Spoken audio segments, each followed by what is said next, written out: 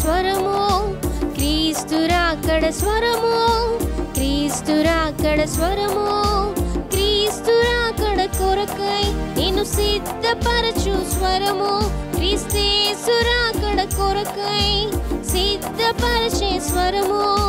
వినుమా, వినిపించుమా, హనుమా, సిద్ధపడుమా. క్రీస్తు రాకడ స్వరమును కార్యక్రమను వీక్షిస్తున్న ప్రియులకు ప్రభువైన యేసుక్రీస్తు నామంలో నా హృదయపూర్వక వందనాలు తెలియజేస్తా ఉన్నాను. ఈ సమయంలో దైవజనులు ఎం రత్నకుమార్ గారు దైవవర్తమానం అందిస్తారు. ముందుగా చిన్న ప్రార్థన చేసుకుందాం. పరిశుద్ధ ప్రేమ కలిగిన తండ్రి, దయగలిగిన యేసయ్య, నీ ఘనమైన శ్రేష్టమైన పాదాలు కొందనాలు స్తోత్రాలు చెల్లిస్తున్నాను ప్రభా. ఈ క్రీస్తు రాకడ స్వర కార్యక్రమాన్ని మీరు ఆశీర్వాదకరంగా జరిగించండి. మీ దాసులు మీరు బలపరిచి వాడుకోండి. అనేక ఆత్మరక్షణ కార్యక్రమం కొరకై ఈ పని జరిగినట్లుగా సహాయం చేయండి. నీ నామానికి మహిమ తెచ్చుకొని మని యేసు నామమున అడిగి వేడుకొని ప్రార్థిస్తున్నాం తండ్రి, ఆమేన్. రాకడ స్వరము, క్రీస్తు రాకడ స్వరము, క్రీస్తు రాకడ స్వరము, క్రీస్తు రాకడ స్వరము. మన ప్రభువును రక్షకుడైన యేసయ్య పరిశుద్ధమైన నామమున క్రీస్తు రాకడ స్వరం కార్యక్రమం వీక్షించుచున్న ప్రియ వీక్షకులను మీ అందరికీ నా హృదయపూర్వక వందనాలండి. బాగున్నారా ప్రియులారా? మరొకసారి మనందరూ ఈ రీతికి కలుసుకోవటం చాలా సంతోషకరంగా ఉంది. మీరందరూ ఈ కార్యక్రమాల కొరకు ఎంతో ఆశతో ఎదురు చూస్తున్నందుకై నేను ప్రభువును స్తుతిస్తున్నాను. ఈ కార్యక్రమాల కొరకు ప్రార్థన చేయండి, ఇతరులకు పరిచయం చేయండి. ఈ కార్యక్రమాల ద్వారా దేవుని నామం మహిమపరచబడాలి, మీరందరూ దీవించబడాలి, మనందరం ఆయన రాకడ కొరకే సిద్ధపరచబడాలి. మంచిది. వాక్య ధ్యానంలోకి మనం వెళదాం.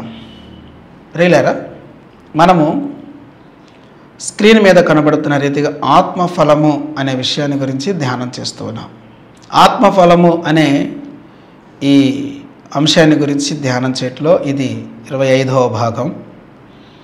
ఈ కార్యక్రమాలను మీరు ప్రియులారా వీక్షిస్తూ జాగ్రత్తగా దేవుని వాక్యాన్ని నేర్చుకుంటూ వాక్యాన్ని హృదయంలో దాచుకొని వాక్యానుసారమైన జీవితంలో ఉండాలని నా ప్రార్థన, నా ఆకాంక్ష.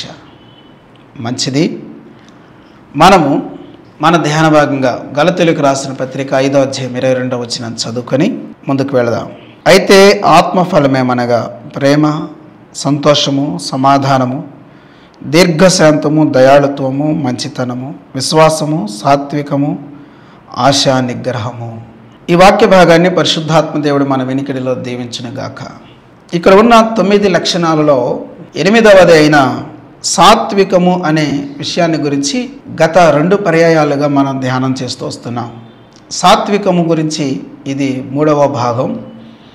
ప్రియులారా, ఈ వాక్యాన్ని మనము ఈ దినానికి కూడా కొన్ని విషయాలు ధ్యానం చేద్దాం. ప్రియులారా, సాత్వికము అనే దాని గురించి నిర్వచనాన్ని మనం తీసుకున్నాం. సాత్వికము అనగా దాని అర్థం ఏమిటో మనం క్లుప్తంగా జ్ఞాపకం చేసుకుందాం. సాత్వికము అనే గుణం కేవలం మనుషుల ఎడల మాత్రమే కాకుండా ఈ గుణాన్ని మనం దేవుని ఎడల కూడా ప్రదర్శించాల్సిన వారం, చూపించాల్సిన వారమై ఉన్నాం. ఎలాగనంటే, దేవుని పిల్లలుగా మనం జీవించుచున్నప్పుడు మన జీవితంలో దేవుడు కొన్నిటిని అనుమతిస్తాడు.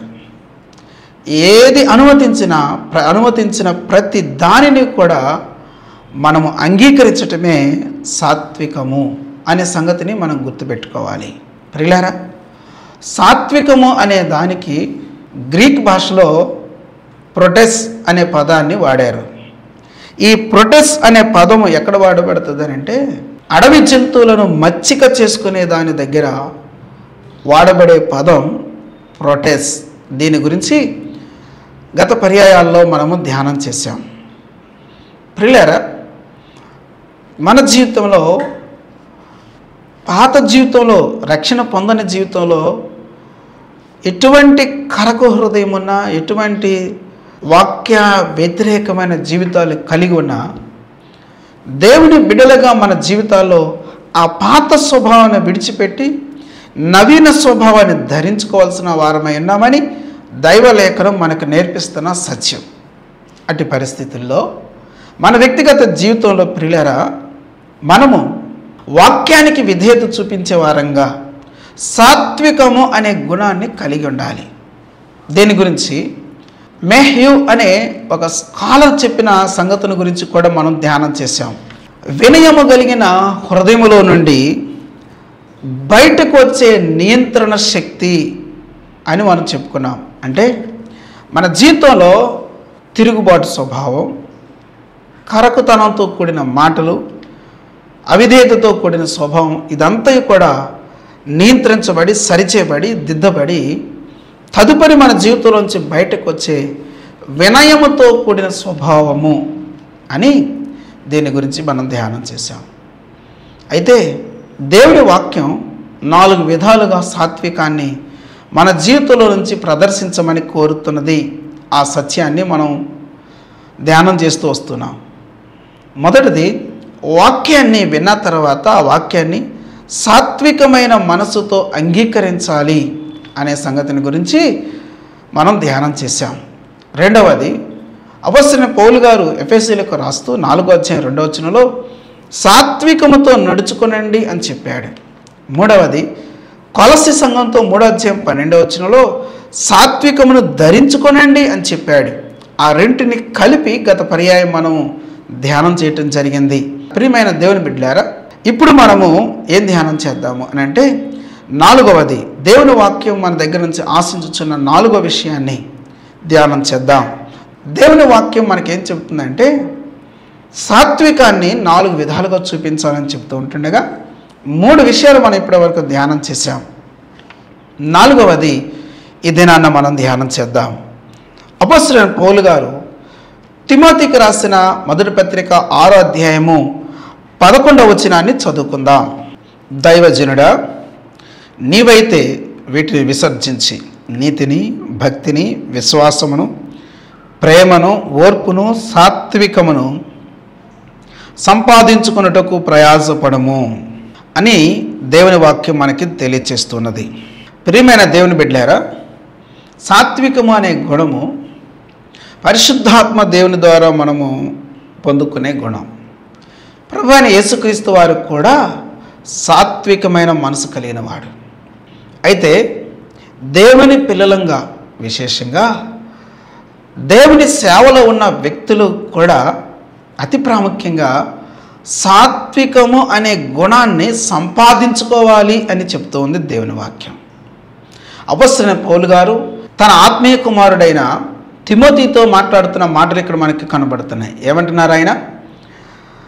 సాత్వికమును సంపాదించుకో, దైవజనుడా నీవైతే సాత్వికమును సంపాదించుకో అని చెప్తూ ఉన్నాడు.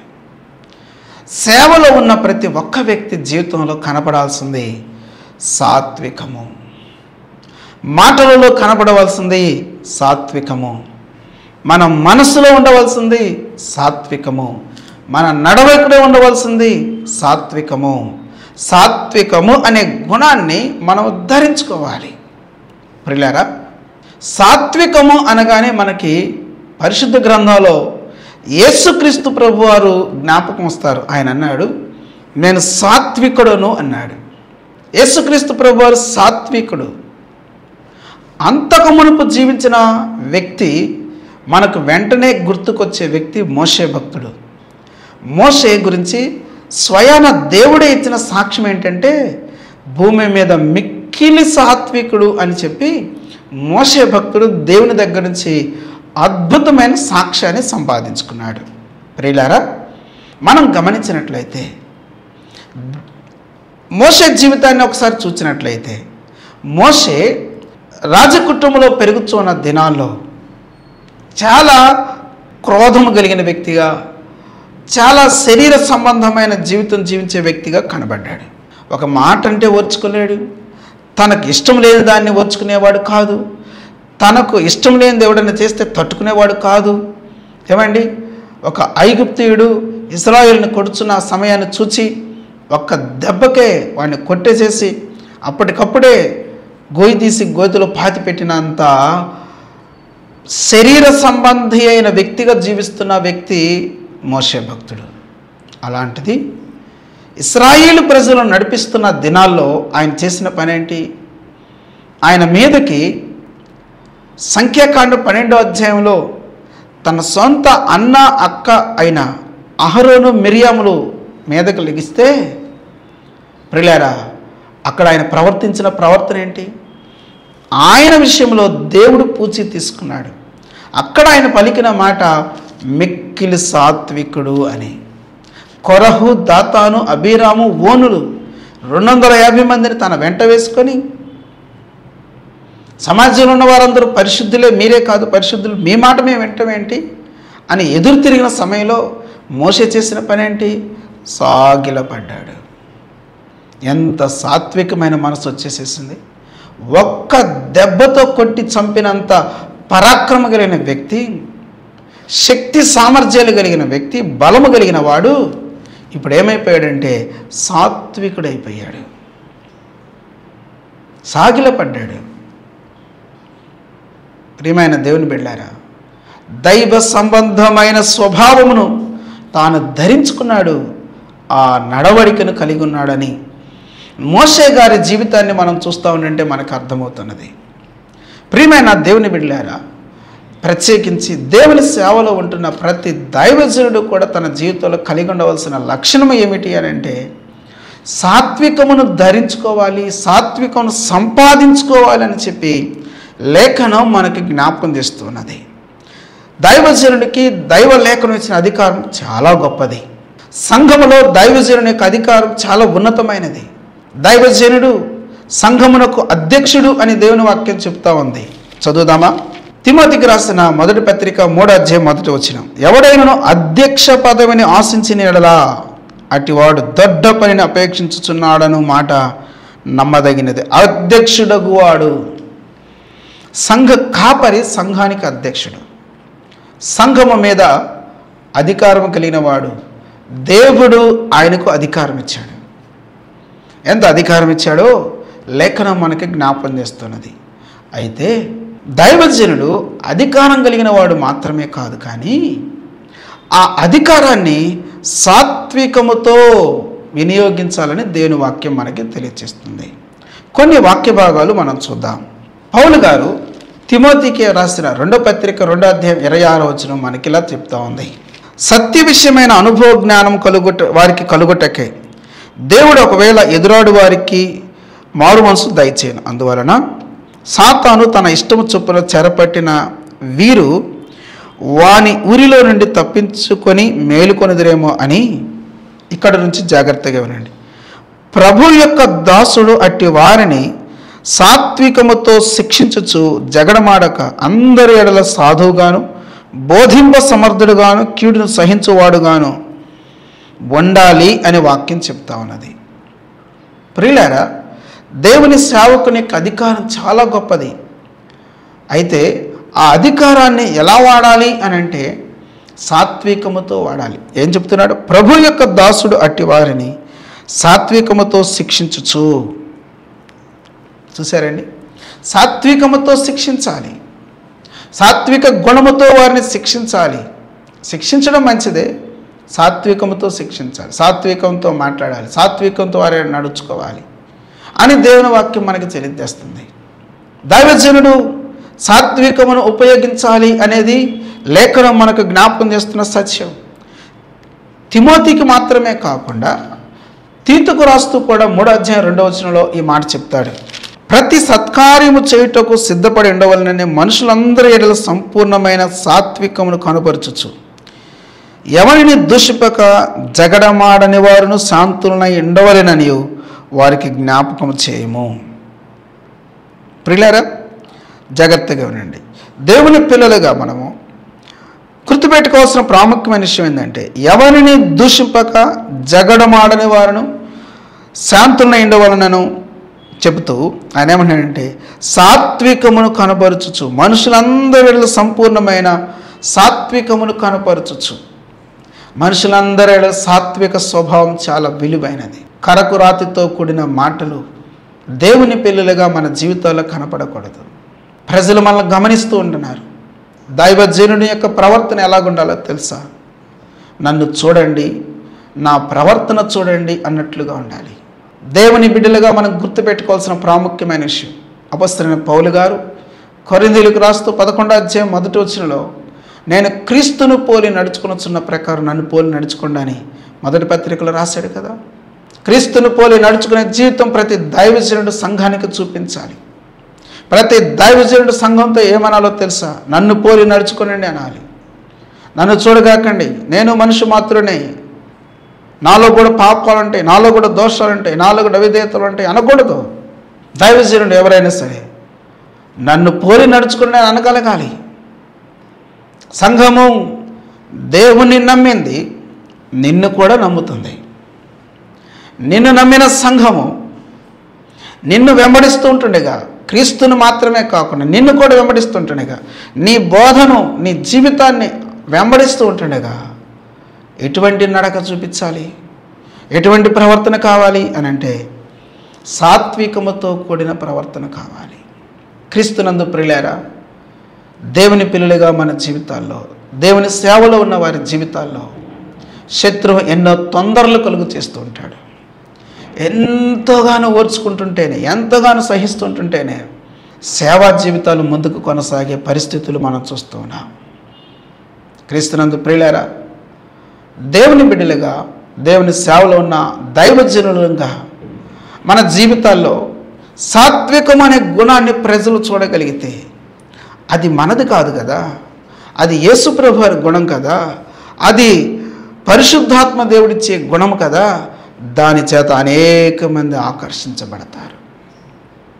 యేసుక్రీస్తు ప్రభు వారు యోహాను సువార్త 12:32 ఏం చెప్పారు? చదువుదాం.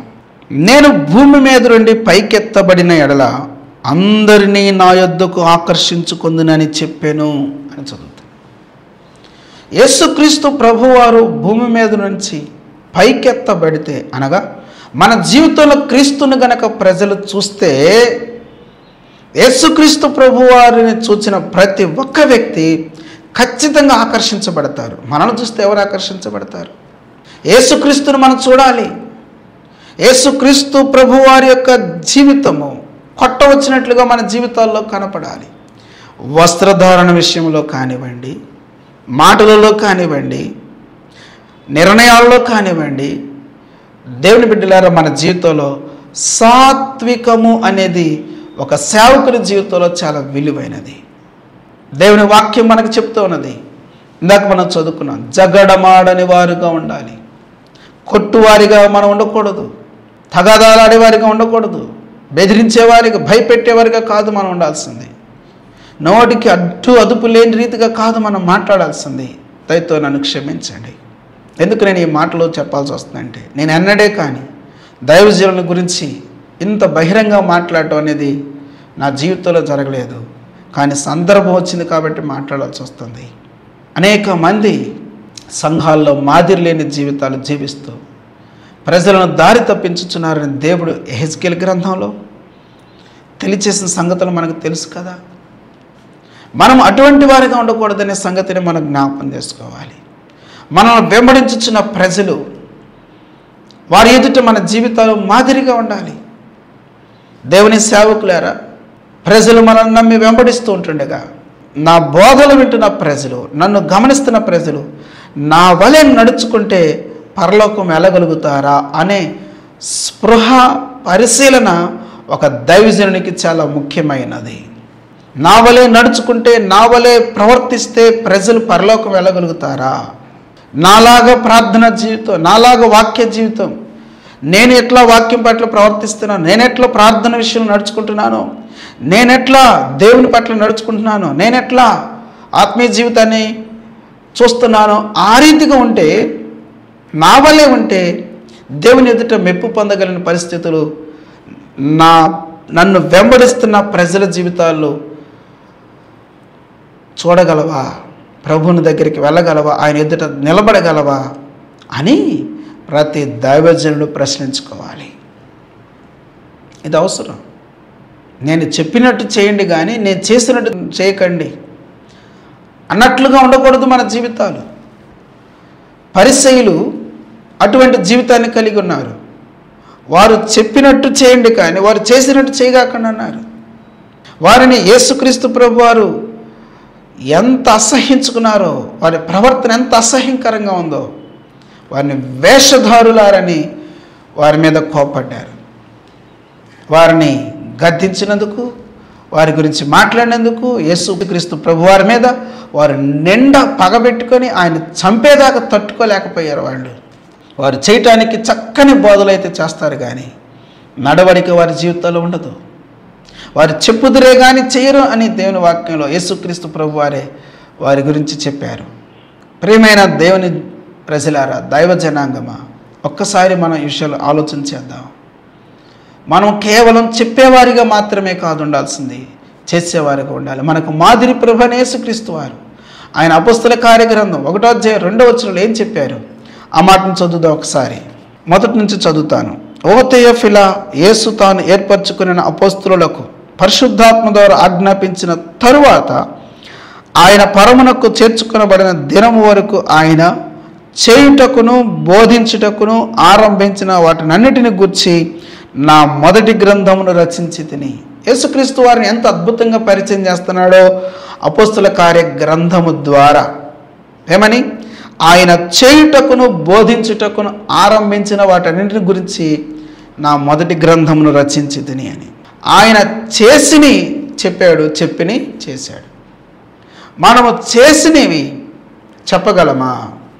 దైవజనుడే బూతులు తిట్టేవాడిగా ఉంటే, దైవజనుడే అబద్ధాలు ఆడేవాడిగా ఉంటే, దైవజనుడే ఎప్పుడో 6, 7, 8 గంటలకు లెగిస్తే, దైవజనుడే దేవుని వాక్యాన్ని చదవకపోతే, దైవజనుడే ప్రార్థన జీవితాన్ని కలిగి ఉండకపోతే, దైవజనుడే సినిమాలు సీరియలు చూస్తూ ఉంటే, దైవజనుడే విచ్చలవిడిగా నడుచుకుంటే, దైవజనుడే వ్యభిచార పాపం చిక్కుకుపోతే, దైవజనుడే దేవునికి ఇవ్వాల్సిన భాగాన్ని ఇవ్వకపోతే, దైవజనుడే లోపాలు కలిగి ఉంటే సంఘం ఇంకేం కలిగి ఉంటుంది? ప్రియమైన సోదరి సోదరులారా, దైవ జనాంగమా, ఒక్కసారి మన వ్యక్తిగత జీవితాలను పరిశీలన చేసుకుందాం. నన్ను వెంబడించండి అనే జీవితం ప్రతి దైవజనునికి అవసరం. ప్రతి దైవజనుడు చెప్పవలసిన మాట ఏంటి అంటే, నన్ను వెంబడించండి, నా వలె నడుచుకునండి అని చెప్పగలిగిన జీవితం ప్రతి దైవజనుడు కలిగి ఉండాలని దేవుని లేఖనం మనకి జ్ఞాపకం చేస్తున్నది. వాక్యం ఇంకా ఏం చెబుతున్నదో మనం చూద్దాం. పేతురు రాసిన మొదటి పత్రిక 3వ అధ్యాయం 15వ వచనాన్ని చదువుకుందాం. నిర్మలమైన మనస్సాక్షి కలిగిన వారై మీలో ఉన్న నిరీక్షణను గురించి మిమ్మల్ని హేతు అడుగు ప్రతి వానికిని సాత్వికముతోనూ భయముతోనూ సమాధానం చెప్పుటకు ఎల్లప్పుడూ సిద్ధముగా ఉండి మీ హృదయముల యందు క్రీస్తును ప్రభువుగా ప్రతిష్ఠించుడి అని ఇక్కడ మనం చదువుతున్నాం. దేవుని బిడ్డలారా, మనం గమనించినట్లయితే మనము కలిగి ఉన్న నిరీక్షణను గురించి, ప్రభు అయిన యేసుక్రీస్తు వారి యొక్క నిరీక్షణను గురించి మనం కలిగి ఉన్న దానిని గురించి, నిరీక్షణ లేని ప్రజలు కానివ్వండి, ఎవరైనా సరే మనల్ని హేతు అడుగుతున్నప్పుడు, కారణాలు అడుగుతున్నప్పుడు, అనగా మనల్ని ప్రశ్నించుచున్నప్పుడు వారి ఎడల మనము నడుచుకోవలసిన విధానాన్ని గురించి దేవుని వాక్యం చెప్తా ఉంది. సాత్వికముతోనూ భయముతోనూ సమాధానం చెప్పాలి అని. ఈ రోజున సోషల్ మీడియాలో విపరీతమైన డిబేట్లని, నానా రకాల కార్యక్రమాలు జరుగుతున్నాయి. కొంతమంది దైవజనులు, దేవుని పిల్లలు అద్భుతమైన రీతిలో ప్రయాసపడుతూ ఉన్నారు. చాలా సంతోషం. వారిని బట్టి మనం ప్రభువుని స్తుతించాలి. వారి నిమిత్తమై మనం ప్రయాసపడాలి, ప్రార్థన చేయాలి. ఆ బాధ్యత, భారం మన మీద ఉన్నది. అయితే అదే సమయంలో శత్రువు ఎక్కడా కూడా వారిని తొందర పెట్టకుండా,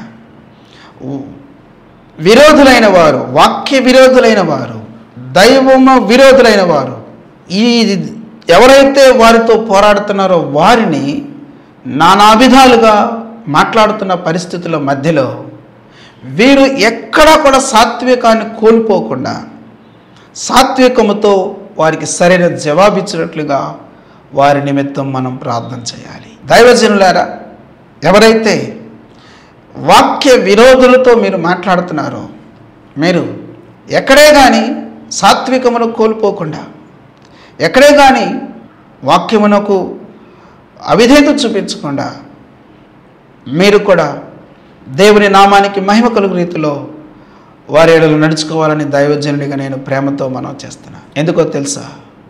మీరు మంచి పోరాటంలో ఉన్నారు. మీ ద్వారా దేవుని నామం హెచ్చించబడాలి. మీ కొరకు మేము ప్రార్థన చేస్తున్నామని తెలియజేయడానికి సంతోషపడుతున్నాం. కొందరు చూస్తూ ఉండంటే వారు మాట్లాడుతున్న మాటలు చాలా ఇబ్బందికరంగా ఉంటాయి. మనం ఎన్నడే కానీ మన జీవితాల్లో సాత్వికమును విడిచిపెట్టేవారిగా ఉండకూడదు. అది ఆత్మఫలం. దేవుని ఆత్మ మనలో నివసిస్తూ ఉన్నట్లయితే, దేవుని ఆత్మతో మన సహవాసం సంబంధం కలిగి ఉన్నట్లయితే ఖచ్చితంగా మన జీవితాల్లో సాత్వికము అనే గుణాన్ని మనం కలిగి ఉంటామని దేవుని వాక్యం మనకు తెలియజేస్తున్న అద్భుతమైన లక్షణమై ఉన్నది అనే సంగతిని దేవుని వాక్యం మనకు తెలియజేస్తున్నది. అదే సమయంలో సంఘంలో అనేక మంది తప్పిపోతున్న పరిస్థితులు ఉంటాయి. అవిధేయులు అయిపోతూ ఉంటుంటారు. వారిలో ఒక దైవజనుడు చేయవలసిన పనిని గురించి కూడా మనం ఆలోచన చేసినట్లయితే గలతీ పత్రిక 6:1 ఇలా తెలియచేయబడుతున్నది. సహోదరులారా, ఒకడు ఏ తప్పితములోనైనా చిక్కుకుని ఎడల ఆత్మ సంబంధులైన మీలో ప్రతివాడు తానును శోధింపబడుదునేమో అని తన విషయమై చూచుకొనుచు సాత్వికమైన మనసుతో అట్టి వారిని మంచి దారికి తీసుకొని రావలెను అని దేవుని వాక్యం చెప్తా ఉంది. సంఘము యొక్క బాధ్యత ఎంత ముఖ్యమైనదో తప్పిపోయిన వారి ఎడల, మరి విశేషంగా దైవజనుడిది కూడా ఆ బాధ్యత. దైవజనుడు అటు వారి ఎడల సాత్వికముతో నడుచుకొనొచ్చు వారిని మంచి దారిలోకి తీసుకొని రావాల్సిన బాధ్యత మనకుంది. దేవుని వాక్యంలో మనం చూసినట్లయితే తప్పిపోయిన గొర్రెను వెతకవలసిన బాధ్యత మన మీద ఉన్నది. తప్పిపోయిన గొర్రెను వెతుకుతూ కాపరి వెళ్ళాడు కదా. అలాగే దేవుని పిల్లల విషయాల్లో కూడా మనము తప్పిపోయిన వారి శ్రద్ధ కలిగి ఉండాలి. వారి బాధ్యత తీసుకోవాల్సిన వారమైనా. ఒక గొర్రె తప్పిపోతే దాన్ని వెతకడం చాలా మంచిది. అదే సమయంలో కాపరి హృదయం కలిగిన వారముగా మనం కూడా వారి ఎడల శ్రద్ధ తీసుకొని బలవంతంగా కాకపోయినా వారితో సాత్వికంతో మాట్లాడుతూ సాధ్యమైనంత మేరలో వారిని మంచి దారిలోకి తీసుకొని రావాల్సిన బాధ్యత మన మీద ఉన్నది. పోతే పానీలే, వాళ్ళు దశంభాగం ఇచ్చేవాళ్ళు కాదు, వాళ్ళు పరిచయం చేసేవాళ్ళు కాదు, లేకపోతే అది కాదు ఇది కాదు అన్నట్లుగా వారి ఎడలో మనం నడుచుకోకూడదు. దశంభాగం ఇస్తే వారిని పట్టించుకోవటమా? పడి పరిచయం చేస్తే వాళ్ళని పట్టించుకోవటమా? లేకపోతే పట్టించుకోమా? దేవుని బిడ్డలారా, దైవజనులారా, మనం జ్ఞాపకం చేసుకోవాల్సిన విషయం ఏంటంటే వారు ఎవరైనా సరే ఈ ఆత్మ నశించుట దేవుని చిత్తం కాదు కదా. వారి ఎడల మనం బాధ్యత తీసుకొని ఖచ్చితంగా మనము వారిని దేవుని దగ్గరికి తిరిగి తీసుకొని రావాల్సిన బాధ్యత ఉన్నది అని దేవుని లేఖనం మనకు తెలియజేస్తున్నది. కాబట్టి ఈ కార్యక్రమాన్ని వీక్షిస్తున్న ప్రియులారా, విశ్వాసులైన సేవకులమైన మనం ఎవరమైనా సరే దేవుని మార్గంలో ఉన్నాం. ఆయన రాకడ కొరకు ఎదురు చూస్తున్నాం. ఆయన ఎదుర్కోవాలి.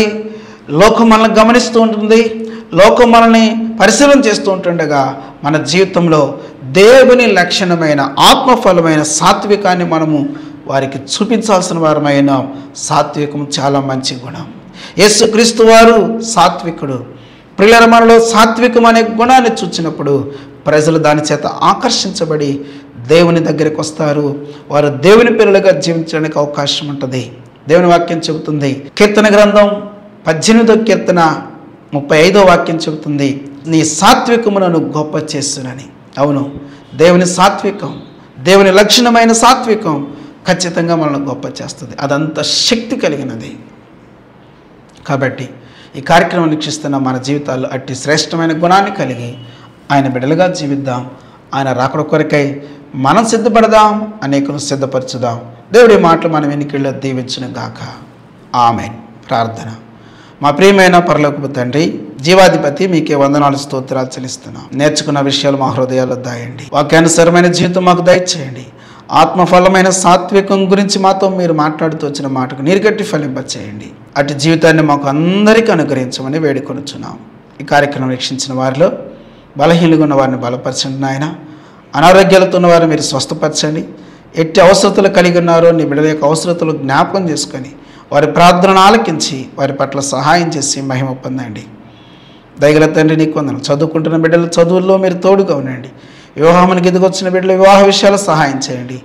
అలాగే జాబ్స్ కొరకు ఎదురు చూస్తున్న బిడ్డల విషయాల్లో మీరు సహాయం చేయండి. దేవా, నీ వైపు చూచిన వారి ముఖంలో ఎన్నడూ లజ్జింపకపోనని చెప్తున్న వాక్య నెరవేర్పు నీ బిడ్డల జీవితాలు చూచినట్లు సహాయం చేసి మీది మిక్కిలిగా మీరు రాకడ కొరకే రాజ్యం కొరకే సిద్ధపరిచి భద్రపరచమని యేసయ్య నామమున ప్రార్థించి వేడుకుంటున్నాను తండ్రి. ఆమేన్. త్రియేక దేవుని దీవెన, శాంతి, సమాధానం సదాకాలం మనకు తోడేయండి. తన రాకడ కొరకై సిద్ధపరిచి భద్రపరచును గాక. ఆమెన్. Praise lord.